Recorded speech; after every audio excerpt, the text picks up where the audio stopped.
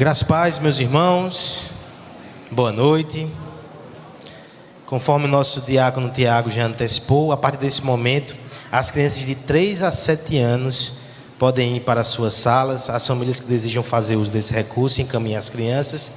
Aí você me pergunta, e as de 1 e 2? A professora adoeceu, ou na verdade o filho, não tivemos como substituir, mas temos o berçário disponível, se algum pai precisar ou mãe ir lá. Peço inclusive aos diáconos que coloquem lá no YouTube, o culto, para que elas possam eventualmente assistir a pregação, se precisarem ter um tempo lá no berçário, tá certo? Mas hoje, de 3 a 7 anos, as crianças podem se deslocar bem discretamente para as suas salas, tá certo? Aquelas que forem ficar, nós também queremos ajudá-las a acompanhar o sermão. Então, pedimos que levantem as mãos aí as crianças ou algum adulto em favor delas, para que as irmãs da hospitalidade distribuam os papéis aí, os guias, para acompanhar o sermão. Azaf, Bia aqui, Renanzinho ali, tem aqui um bracinho também aqui. Laurinha vai também acompanhar o sermão. Temos aqui 2 jovens. Querem o guia? Peguem. Quer não? Só ouvir, bem tranquilo. Tá certo. Vamos abrir a palavra do Senhor em Oséias. Última vez Oséias esse ano. Acabou o ano também, né?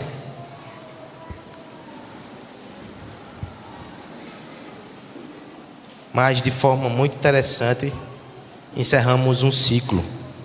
Ano que vem continuamos em Oséias, mas entraremos em outra fase do livro.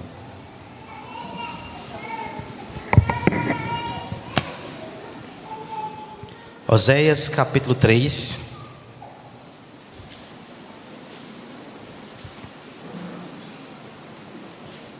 Diz assim a palavra de Deus: Disse-me o Senhor: vai outra vez, ama uma mulher, amada de seu amigo e adúltera, como o Senhor ama os filhos de Israel, embora eles olhem para outros deuses e amem bolos de passas. Comprei-a, pois para mim por 15 peças de prata e 1,5 homem de cevada. E lhe disse: tu esperarás por mim muitos dias, não te prostituirás, nem serás de outro homem. Assim também eu esperarei por ti. Porque os filhos de Israel ficarão por muitos dias sem rei, sem príncipe, sem sacrifício, sem coluna, sem estola sacerdotal ou ídolos do lar. Depois tornarão os filhos de Israel e buscarão ao Senhor, seu Deus, e a Davi, seu rei. E nos últimos dias, tremendo, se aproximarão do Senhor e da sua bondade. Vamos orar uma vez mais, pedindo a graça de Deus para ouvir a sua voz nessa noite. Pai querido, nós te louvamos e te bendizemos, porque estamos com o coração agradecido por participar desse culto. Como é bom ouvir a tua voz por meio da palavra, entoar louvores, orar com os nossos irmãos, ofertar na tua casa. Mas te pedimos uma bênção especial para esse momento. Que o Senhor nos ame por meio da pregação. Amor esse que vem ao nosso encontro, nos traz para perto. Amor esse que prega Cristo e o seu sacrifício à nossa alma. Nós não precisamos de nada mais importante do que ouvir sobre Cristo. Que a pregação seja um ato de amor, inclusive quando nos confronta e nos santifica. Faz isso, Pai, porque Tu és amor e somos alvos dessa graça imerecida. Que o Teu nome seja louvado, que Teu povo seja fortalecido e santificado nessa noite, em nome de Jesus, amém. Alguém já disse que a gente aprende a amar antes de saber o que é amor. Se você para pensar num bebê pequeno que é acalentado e já recebe amor antes de ter qualquer capacidade de definir, você há de concordar com esse conceito. Aprendemos a amar. Aprendemos a amar muitas vezes com os filmes que assistimos, com as músicas que ouvimos, com os casais que observamos, com as histórias que lemos. Aprendemos a amar também quando vamos colecionando as nossas próprias experiências. Para alguns, o amor é como uma espécie de fogos de artifício. Brilhante, intenso, explode, encanta, mas cuidado, não chegue muito perto não que você pode se queimar. Para outros, o amor é compromisso, é dever, é obrigação. Quase que como uma postura estoica, vá e faça o que tem que ser feito, independente de como se sinta. Para outros, o amor parece mais com uma sintonia perfeita, sem brigas, sem frustrações, sem diferenças, sem desavenças. Nenhum desses conceitos está totalmente adequado. Se você já tem alguma experiência na arte e no ofício de amar, você sabe que as coisas não são tão simples. O mundo do amor e o amor que há no mundo é um pouco mais complexo. Aprendemos em grande parte por aqueles que observamos. Se eu lhe der algum tempo, você talvez consiga pensar em alguns casais que são bons referenciais para você do que é amor. Aprendemos por contraste e por traumas também. Quantos talvez aqui a palavra que diriam é desse jeito, assim como eu vejo, assim como eu recebi, eu quero ser diferente. Quero ter um casamento diferente. Quero amar de forma diferente os meus filhos. Mas a bem da verdade, ainda que estejamos sempre aprendendo a amar, nós não conseguiremos chegar no conhecimento completo se ficarmos olhando só para os homens. Os melhores ainda ficam aquém do padrão. E os piores não representam de forma justa e digna o que o Senhor determinou para ser o amor. Nós precisamos exatamente olhar para Ele, que é o padrão. Nós precisamos observar o próprio Deus, e Ele nos ensinará o que é amor. Inclusive quando usa homens para isso. Não estou desprezando de forma alguma o papel de referenciais, até porque é isso que acontece aqui nesse texto. No Antigo Testamento, Deus separou um homem para exemplificar o amor de Deus, e ninguém recebeu essa missão de forma mais intensa, dolorosa e escandalosa do que Oséias. Ouso dizer, irmãos, que a vida do profeta é a pregação mais fidedigna do amor de Deus de todo o Antigo Testamento.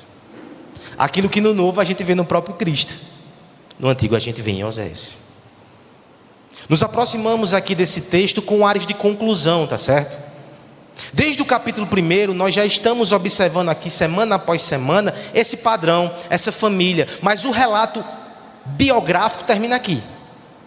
Ano que vem, espero que você esteja aqui, a partir de fevereiro nós iremos retomar essa série, e do capítulo 4 até o final do livro de Oséias, nós teremos agora o seu ministério profético, seus juízos proclamados, sua promessa de restauração anunciada, não mais a sua vida, não mais a sua família, não mais sua biografia, não mais seu casamento.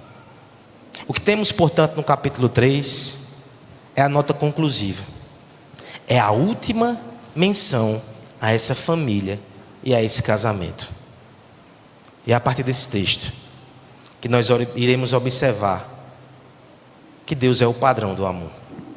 Ele ensinou através de Oséias, Ele ensinou através de Cristo, Ele nos ensinará nessa noite, por 3 razões. Aqui eu já vou falar de níveis de aplicação, para que você pense, essa liturgia está muito romântica, a pregação vai ser muito romântica, pastor, eu estou sozinho, eu vou me embora, final de ano já está sendo tão difícil. 3 níveis de aplicação aqui para nós. Primeiro, eu quero que você olhe para o próprio Deus e veja como Ele se descreve. É para encantar o coração, é para derreter a nossa alma em adoração. Ele é a fonte do amor. Mas em segundo lugar, sim, existe aqui um parâmetro que deve ser repetido e imitado pelos amantes. Há um padrão aqui para a família e para o casamento. É claro que eu vou explorar isso. Mas em última instância, quando nós paramos para pensar, por exemplo, em 1 João capítulo 4, que o presbítero leu aqui na liturgia, todos somos chamados a amar como ele nos amou. A questão no casamento é que você escolhe uma pessoa para amar mais de perto. Mas todos estamos aliançados e todos estamos obrigados a distribuir esse amor que temos recebido. Portanto, seja qual for a sua situação, há uma aplicação nesse texto. O padrão de Deus vai ser útil para você. Veremos então Deus como padrão do amor sobre 3 aspectos. Primeiro, a origem do amor, que é o próprio Deus. Veremos isso no verso 1. Depois nós veremos a forma do amor, que é o sacrifício. Isso está aqui no verso 2. E por fim, o propósito do amor, o acolhimento em santidade, versos 3 a 5. A origem do amor, a forma do amor, o propósito do amor. Primeira coisa então, quero que você me ajude aqui.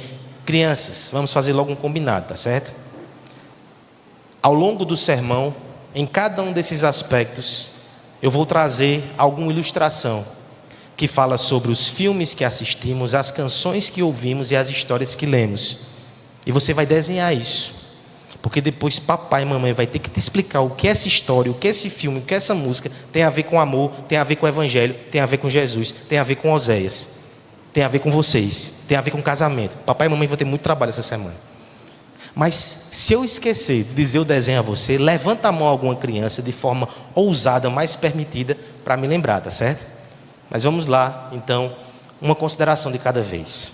Primeiro, nós iremos perceber aqui Deus como padrão, quando nós percebemos a origem do amor, que é o próprio ser de Deus. Verso 1, vamos ler esse texto agora, por favor, peço a sua ajuda, a uma só voz, de forma bem bonita. Disse-me o Senhor: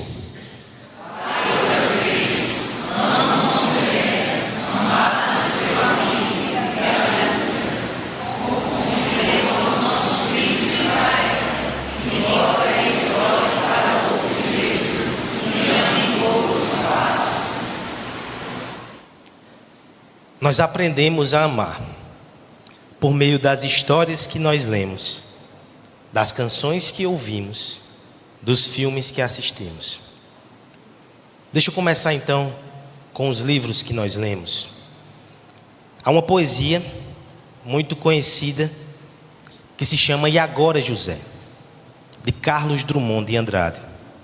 Se você conhece essa poesia, talvez você diga: pastor, não vejo amor ali. De fato, não é uma poesia romântica. Esse poema foi escrito em 1942. O contexto aqui é a Segunda Guerra Mundial. Existe um clima de pessimismo e desencanto. E agora José representa uma crise existencial. Como diz: José, o que é que vai ser da tua vida agora? Não sei se você conhece, deixa eu só ler alguns trechos bem rapidinho. A poesia diz assim: e agora, José, a festa acabou, a luz apagou, o povo sumiu, a noite esfriou. E agora, José? E agora, José? Você que é sem nome, que zomba dos outros, você que faz versos, que ama, protesta. E agora, José? Está sem mulher, essa é a parte mais romântica do poema. Está sem discurso, está sem carinho, já não pode beber, já não pode fumar, cuspir já não pode, a noite esfriou. O dia não veio, o riso não veio, o bonde não veio a utopia e tudo acabou, e tudo fugiu, e tudo mofou. E agora, José? O poema segue nessa mesma toada, pessimista, niilista, angustiante. E o verso final é assim: sozinho no escuro, qual bicho do mato, sem teogonia, sem parede nua para se encostar. Para onde você marcha, José? O poeta, ele revela aqui esse pessimismo de quem não tem um caminho, que não sabe para onde ir, que percebe-se vazio. O que é que isso tem a ver com amor? Eu usei esse poema somente para fazer um contraste. Em 1993, uma poetisa mineira, assim como Carlos Drummond de Andrade, fez uma resposta. Um texto menos conhecido, mas que tem muito mais a ver com a nossa visão de mundo. O poema tem por título Agora, ó José. No título você já percebe uma diferença. Enquanto Drummond faz E agora, José, um questionamento existencial, a poesia de Adélia pega o mesmo personagem e diz: agora, ó José. É um chamado à ação. Olha como é a poesia, olha como ela é diferente, e olha como ela sim tem a ver com amor. Agora, ó José, é teu destino, ó José, a esta hora da tarde, se encostar na parede, as mãos para trás, ou seja, esse José tem uma parede, teu paletó abotoado, de outro frio te guarda, enfeita com 3 botões tua paciência dura. Esse José não tem crise existencial, ele enfrenta outros frios, mas ele tem um paletó, ele se encosta na parede e ele vai em frente. Olha essa parte romântica. A mulher que tens, tão histérica, tão histórica, desanima. Seu conceito de romance está complicado, pastor. Mas ó José, o que fazes? Passeias no quarteirão, o teu passeio maneiro, e olhas, e assim pensas.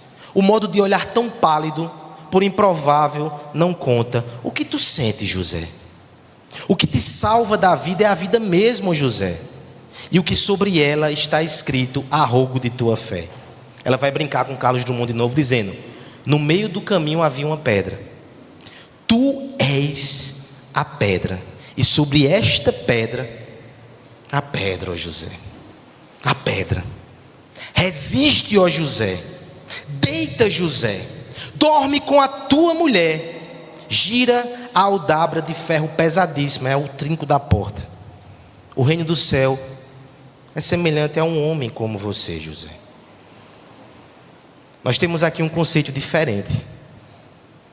O José de Adélia Prado é um José que enfrenta desafios e enfrenta frio. A mulher é descrita como histérica e histórica. Mas uma vez que ele vê a pedra, e aqui eu quero interpretar a pedra da forma mais evangélica possível. Esse não é o credo de Adélia, talvez a pedra para ela seja outra coisa. Mas se a gente pensa na pedra como Cristo, a partir do momento que José vê a pedra, essa pedra o traz significado, o traz propósito. E é por isso que ele volta para casa depois do seu passeio, e ele volta imbuído de uma missão.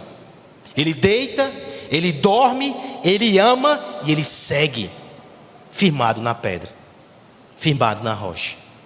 Isso é amor. Muitas vezes para nós o nosso conceito nem se adequa com essa poesia. Você quer ser mais meloso do que a poesia. Nós temos expectativas de amores por demais formadas e formatadas por relatos ultra românticos. Mas a palavra de Deus constantemente coloca o amor exatamente como atos de serviço intencionais, e que não estão necessariamente ligados ao sentimento pelo outro. É melhor quando está, com certeza, sem sombra de dúvida. Mas a origem do amor não pode ser o outro, porque se assim o for, quando o outro mais precisar, você não terá amor para dar. Não é por isso que muitos casamentos terminam. Não é por isso que muitos Josés não resistem.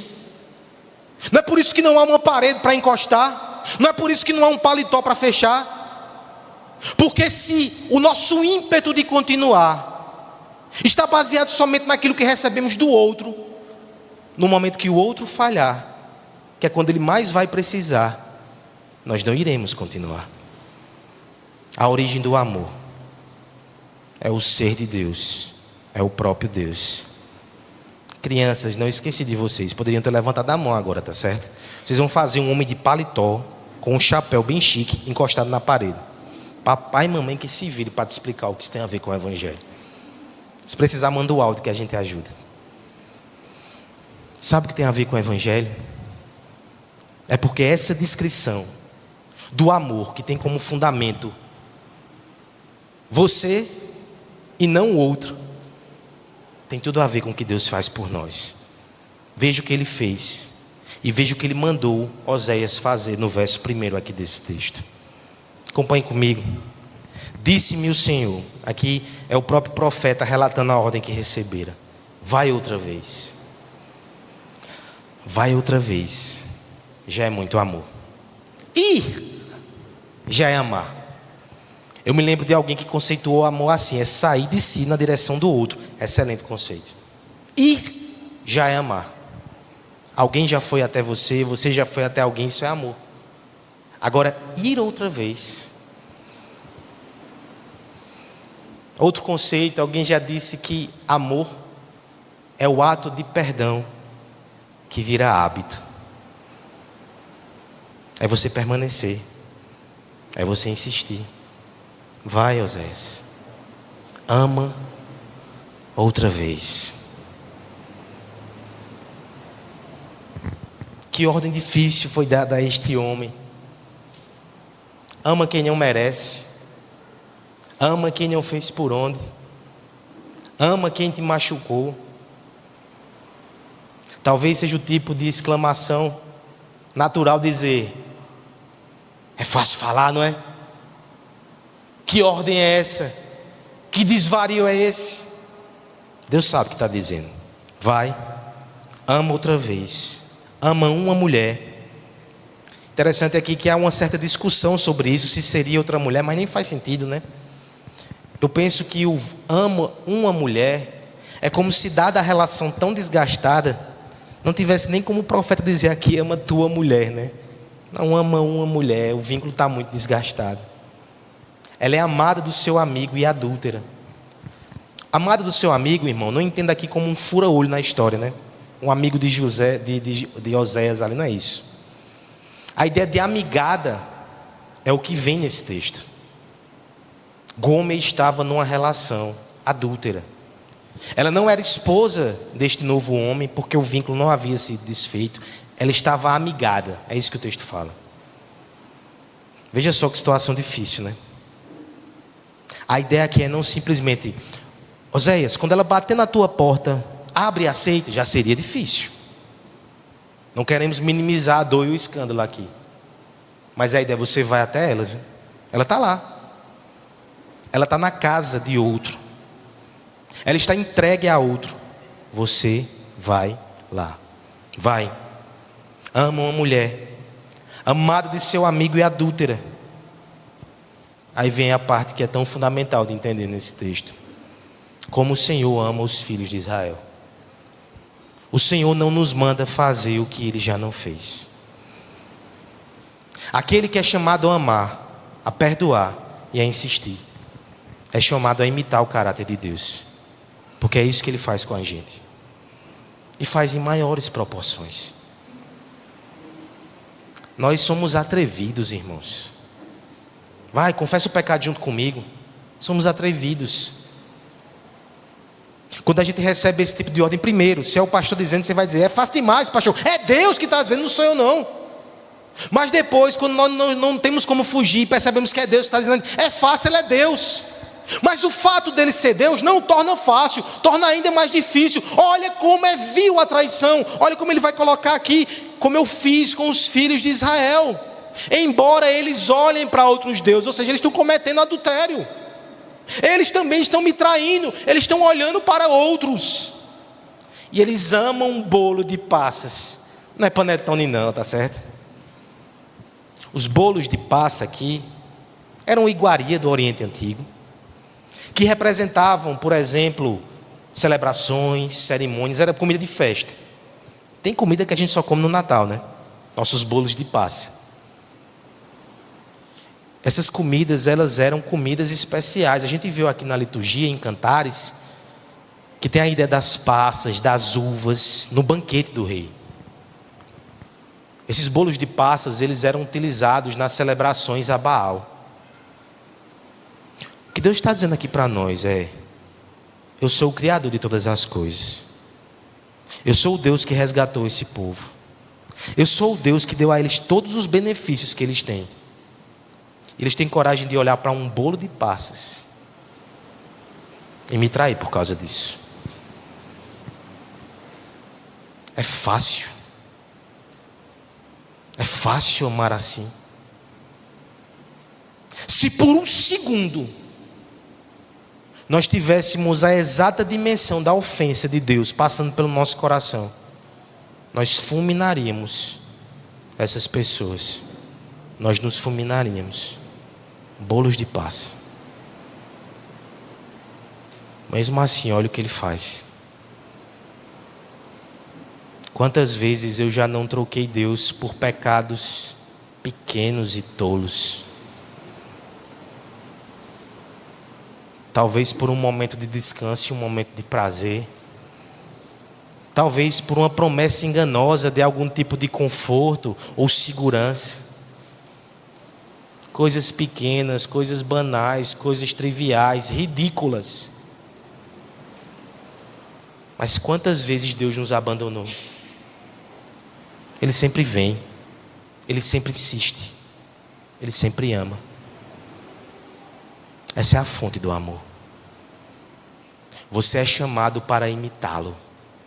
Primeiro, olhe para Ele. O seu amor é incompreensível. Se a gente mergulhar nesse amor, só iremos ter motivos para nos assombrar por toda a eternidade. E o faremos. Alguns aqui trocaram Deus por tantas outras besteiras. E você está aqui nessa noite por quê? Senão porque Ele lhe trouxe. Esse é o nosso Deus. Ele tem a disposição amorosa como norte, como principal pulsar do seu coração. Esse é o nosso Deus. É o Deus da graça, é o Deus da reconciliação, é o Deus da cruz. E somos chamados a amar como Ele amou. Em primeira instância, aos maridos, tem um mandamento muito claro aqui, foi lido na liturgia. Veja o mesmo padrão de Oséias. Maridos, amai a vossa mulher como Cristo vos amou. Ele é o padrão. Sua esposa pode ser histérica e histórica. Você é chamado a amar como Cristo amou. Não vá buscar nela as fontes da sua entrega. Vá buscar nele. Pega o seu baldezinho e vá lá para o Calvário. Abra a torneira que jorra da cruz. Enche ali o tanque de combustível. Abastece o teu carro e vai rodar. E vai servir. E vai te gastar. Esse é o padrão. É o amor que recebemos de Deus, que nos faz amar ao nosso cônjuge e ao nosso próximo de forma geral. Igreja, cristãos, ame primeiro, pergunte depois. Sirva, cuide, faça o bem. Não porque você quer receber algo em troca. A gente tem que acabar com esse princípio. Não é a dinâmica do Evangelho. A dinâmica do Evangelho, eu já recebi o bem. Lembra quando Paulo vai dizer que ele é devedor? Devedor de todo mundo. E eu me lembro de um comentário muito interessante desse texto de Romanos, que ele vai dizer, somos devedores se a gente pegar algo de alguém, mas somos devedores também se eu não tenho nenhuma relação com aquela pessoa, mas eu recebi algo para entregar a ela. Sou devedor. Sou depositário disso. Nós recebemos amor e esse amor não deve ficar somente na nossa conta bancária afetiva. Nós somos chamados a espalhar, a doar, a nos entregar. A fonte do amor é o Senhor. Se você está nele, ame. Se você não está, venha. Sem ele, os amores são rasos, superficiais e frágeis. Para que um dia você não se pegue dizendo, e agora, José, a luz apagou. Sem amor, sem parede para encostar. Em Cristo, você tem um lar para habitar. Você tem uma história de amor para viver. Venha para Ele e receba dele amor para dar. Primeira coisa então, irmãos, é a origem. A origem do amor está no próprio Deus. Em segundo lugar, nós veremos também a forma do amor. Agora eu quero que você me ajude na leitura do verso 2, tá certo? Todos juntos? Comprei-a.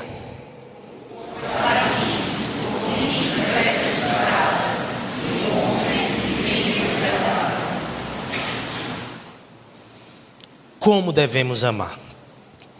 É uma boa pergunta. Mais tarde, pelo que me parece, vai passar um filme. Eu não me lembro como é o nome do horário que passam os filmes depois do Fantástico. Domingo Maior. Não lembro mais. Mas eu sei que vai passar um filme que fala sobre uma história de amor. Nós aprendemos sobre amor nos livros que lemos. Olha aí, já é Asaf me lembrando, né? Estou lembrado, Asaf. Beleza. Aprendemos sobre amor nos livros que lemos, nas canções que ouvimos, nos filmes que assistimos. Já falei de livro, deixa eu falar de filme. Titanic, já assistisse, Azaf? Já? Olha aí, ó. 1997. Quem não lembra, os mais antigos, indo ao cinema para assistir Titanic, era 3 horas. Ganhou vários Oscars. Naquele filme que trata de um desastre, né? Um grande navio que afunda em 1912. A história fictícia envolve uma história de amor, porque os bons filmes sempre têm uma história de amor, né? Temos ali um personagem chamado Jack e Kate. Como é que está a sua memória? Você lembra? É uma história de amor meio complicada, tá certo? Porque Kate tem um noivo. Mas aparece Jack ali. Temos um contraste, ele pobre, sem recurso, mais livre. Ela rica, mais aprisionada. Então nesse contraste aí, de repente, começa uma grande paixão. Eles vivem essa história de amor com elementos proibidos, não recomendados. Mas chegamos ao final da história. Não sei se você sabe, vou dar um spoiler, o barco afunda, tá certo, Bia? Quando você for assistir, né, entreguei um pouco do filme, o barco afunda. E chegamos na parte final, que gera uma certa polêmica. Eu não me lembro dessa polêmica há uns 20 anos atrás, não. Todo mundo achou bonito e chorou. Existe alguém aqui que não chorou vendo Titanic? A cena final envolve eles ali no mar, gelado. Muitos morreram congelados ali, hipotermia. E de repente Jack coloca Kate numa tábua para que ela se salve. E ele fica ali congelando até morrer e depois afunda. Em tempos recentes, isso parece-me uma polêmica da nossa geração. Fizeram alguns recortes ali, alguns prints e disseram: mas rapaz, se ela afasta um pouquinho, não dava para ele subir não. Afasta aí, afasta. Será que não resolvia todo o drama do filme? Não sei se o que você pensa a esse respeito. Vai pesquisar quando chegar em casa. Assiste o filme hoje de noite, quem sabe, né? Uma programação romântica aí. Mas o ponto é, houve ali, do ponto de vista narrativo, uma decisão moral. Aquela história, ela retratou um princípio que talvez seja estranho nos dias de hoje, por isso que a polêmica é recente. Faz parte das boas histórias e dos bons referenciais de amor a compreensão que aquele que ama, sangra. O verdadeiro amor envolve sacrifício. E se esse amor envolver o sacrifício da vida, aí nós temos uma demonstração muito forte do que é a entrega e do que é o sacrifício que envolve o amor. Isso parece com a cruz, né? Assim como a tábua de Jack, assim como a cruz de Cristo, nós também temos o mercado de escravos de Osés. Olha como isso se revela na vida do profeta aqui. Olha esse princípio sendo ilustrado. Ele obedece a Deus, compreia. Como assim compreia? O que aconteceu aqui, muito possivelmente, irmãos, é que a vida dissoluta de Gomer, o seu caminho de pecado, sua rota destrutiva, a fez a certa altura escrava. Talvez escrava de um dos seus amantes. Essa história te escandaliza. Continua brincando com o pecado para ver se isso não acontece. Se apresenta como amante sedutor. Promete liberdade e fidelidade. Quando você mesmo menos espera, você é escravo. E você não consegue sair. Meus irmãos, foi mais de uma vez que eu já presenciei situações assim. Crise de meia-idade. De repente, majoritariamente os homens, talvez sentindo um vazio, e agora José, querem se sentir mais novos. De repente começam a ter uma relação fora do casamento. Quando menos espera, se arrependem e querem voltar. Nem sempre conseguem. Muitos ficam amarrados pelas consequências. O pecado não se apresenta assim de cara. Mas quando o barco afunda, ele não vai te tirar da água gelada. Asaf, crianças, essa é a segunda figura, tá certo? Desenha essa cena, uma tábua, alguém pendurado só com a mão assim, e uma mulher deitada. É uma cena de Titanic.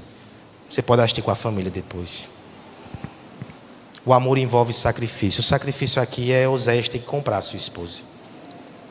Não é humilhante, irmãos? Ela se tornou escrava e ele vai comprar. Olha os detalhes ainda do texto. Comprei-a para mim por 15 peças de prata. E aí, o valor está justo? A cotação da FIP, como é que está? 15 peças de prata, 1,5 homem de cevada. O que acontece, irmãos, é que o preço para resgatar alguém da escravidão por dívidas, segundo a própria lei de Deus, eram 30 pratas. Há comentaristas que vão dizer assim, foi 15, só para mostrar como Gomer estava desvalorizada. Mas eu penso que essa não é a melhor explicação, não. Porque ao mesmo tempo que é 15 moedas de prata, nós temos também aqui uma quantidade muito considerável de cevada. Mais de 220 litros aqui. O que nós temos aqui é como se fosse a ideia que o profeta teve que fazer algo penoso para ele. Ele não tinha esses 30 moedas sobrando, não. Imagina essa situação. Um homem que outrora foi humilhado, abandonado e rejeitado. Recebe a ordem para resgatar sua esposa adúltera. Resgatar, ela não está lá, ela está presa. O que é que ele faz? Agora ele começa a revirar a casa. Ele pega todas as moedas que tem, ele rapa sua conta bancária.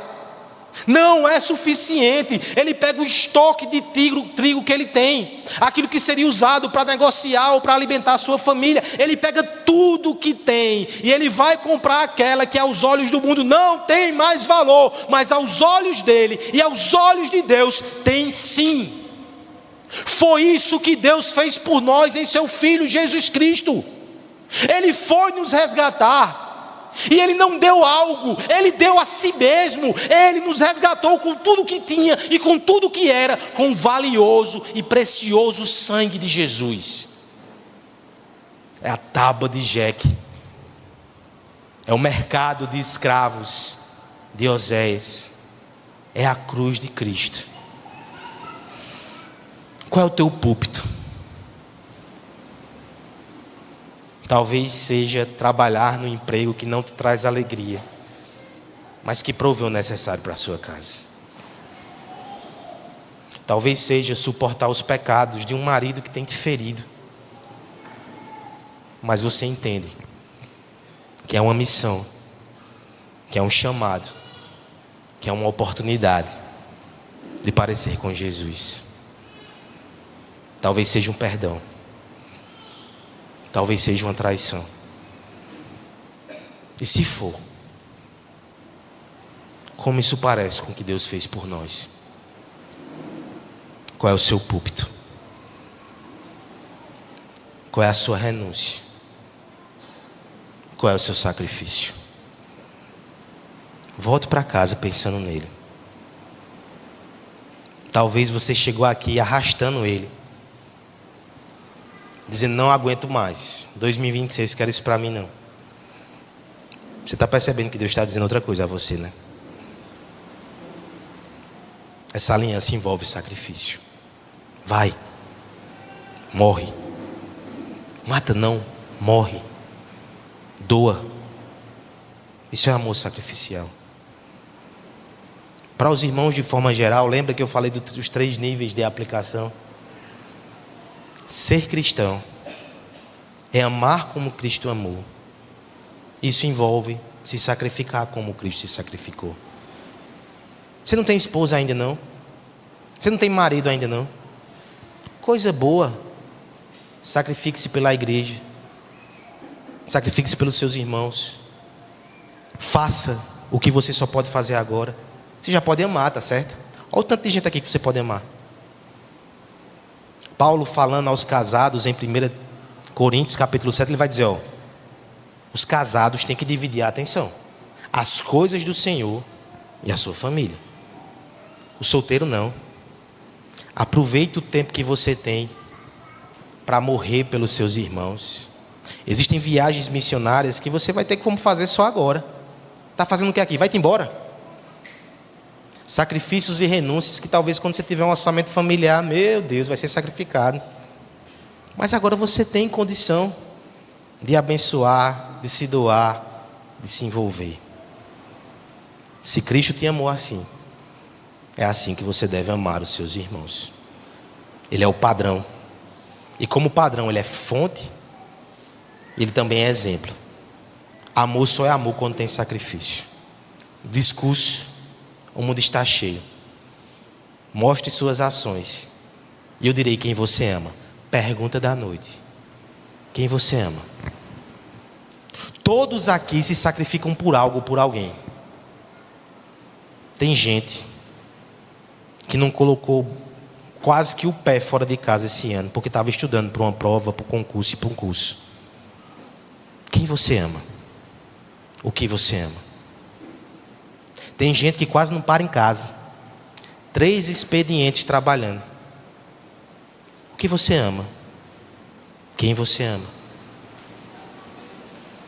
Poderíamos citar vários exemplos aqui. Mas eu espero que você entenda que o único amor que vai redimir a tua alma é o amor de Cristo. Todos os outros são titaniques com prazo certo para afundar. Que você volte-se para Cristo. Que 2026 seja um ano diferente. Ame-o com tudo que você tem, com tudo que você é, porque foi assim que Ele amou. A origem do amor está nele. A forma do amor é crucificada. Vamos embora que falta pouco. Temos 3 versos. Nós veremos agora o propósito do amor, o acolhimento em santificação. Vamos ler esses 3 versos finais. Peço a ajuda da igreja uma última vez. E lhes disse: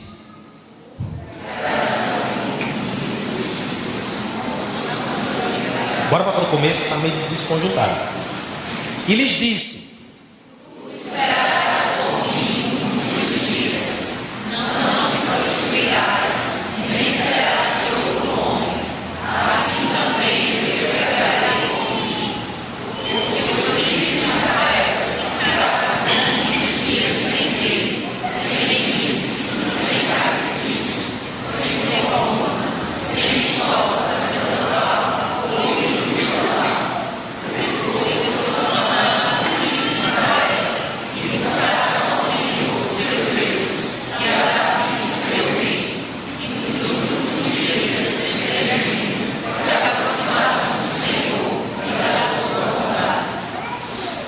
nós aprendemos a amar por meio das histórias que lemos, dos filmes que assistimos, das canções que ouvimos. Faltou canção. O toque homilético não me deixou em paz até achar uma canção que ilustrasse a verdade que temos diante dos nossos olhos. E eu me lembrei de uma história de um compositor que foi falar de como a sua canção foi mal compreendida. Seu nome é Leone. E ele escreveu uma música que talvez você conheça. Talvez seja a música de alguns casais aqui, né? Cuidado com essa música. A música é Assim Como Eu Quero, gravada pelo grupo Kid Abelha. Há um comentário dele, talvez você pode achar depois na internet, ele dizendo: não, isso não é uma balada romântica não, para ser cantada, não. Eu quero você como eu quero. E eu quase canto. Ele vai dizer que isso era para ser cantada como um rock bem agressivo. Você já reparou a letra dessa música, como ela é tóxica, usando um termo aí da nossa geração? Olha só, ele diz assim, ó: disse para eu ficar muda, faz cara de mistério, tira essa bermuda que eu quero você sério. O que está acontecendo aqui é, quer dizer, não quero que você se vista desse jeito não. Tramas de sucesso, mundo particular, solos de guitarra não vão me conquistar. Ou seja, está tirando a guitarra da mão do cara. Encosta essa guitarra, tira esse short, deixa de mistério, deixa de trama. Eu quero você como eu quero. Eu quero você como eu quero. Tá, sufoca um pouco. Essa é a música romântica de vocês, cuidado. A canção ainda diz: o que você precisa de um retoque total. Ou seja, foi perda total aqui nesse acidente, né? Vou transformar o seu rascunho em arte final. Eita, mulher possessiva, né? Agora não tem jeito, você está numa cilada. Meu Deus, a gente não percebeu isso nessa música não. Cada um por si, você por mim, mais nada. Eu quero você como eu quero. Olha o finalzinho, só para a gente não se estender. Longe do meu domínio, você vai de mal a pior. É uma rainha, né? É uma déspota. Vem que eu te ensino como ser bem melhor. Esse amor, ele não diz assim: eu quero te amar como você é. Eu quero que você seja do meu jeito. É assim que é. Se você mudar isso ou aquilo, dará certo. Meus irmãos, em algum sentido, o amor de Deus também tem um princípio semelhante de mudança. Mas não o tome por tóxico. Na verdade, Ele quer nos afastar daquilo que há de mais destrutivo e corrosivo, que é o pecado. O Senhor, quando nos chama para entrar numa aliança, Ele nos resgata por graça, mas Ele diz: eu quero você como eu quero. E não faz de forma opressiva ou sufocante, mas libertadora e dignificante. Porque o pecado nos escraviza e nos deforma, mas a graça nos santifica e nos transforma.